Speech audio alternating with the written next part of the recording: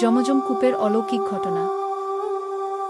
জমজম কূপের অলৌকিক ঘটনা, হাজেরা রাদিয়াল্লাহু আনহুয়ের সংগ্রাম ও আল্লাহর রহমত।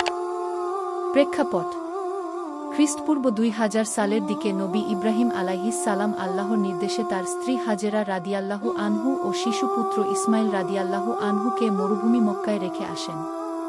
সে সময় মক্কা ছিল পানিহীন, জনমানব শূন্য এক প্রান্তর। ইব্রাহিম আলাইহিস সালাম তাদের কাছে কিছু খেজুর ও একটি মশক ভরা পানি রেখে যান।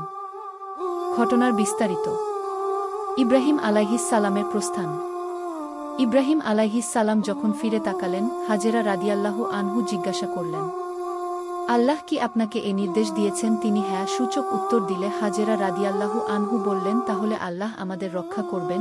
সহিহ বুখারী 3364। পানির শেষ। কয়েকদিন পর খাদ্য ও পানি শেষ হয়ে গেলে শিশু ইসমাইল আলাইহিস সালাম তৃষ্ণায় কাঁদতে শুরু করেন। হাজেরা রাদিয়াল্লাহু আনহু পানি খোঁজার জন্য সাফা ও মারওয়া পাহাড়ের মধ্যে 7 বার দৌড়াদৌড়ি করেন।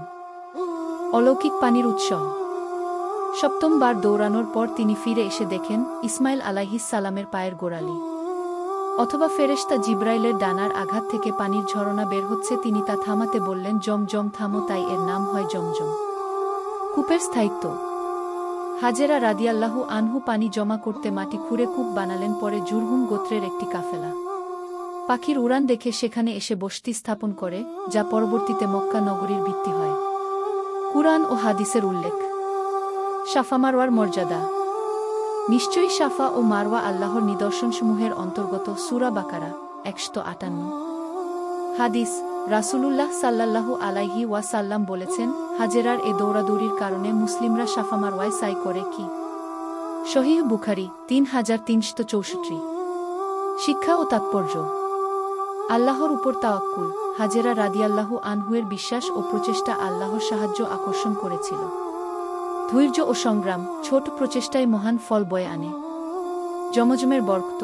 আজও জমজম কূপ বিশ্বাসীদের জন্য আল্লাহর রহমতের নিদর্শন, মহান শিক্ষা।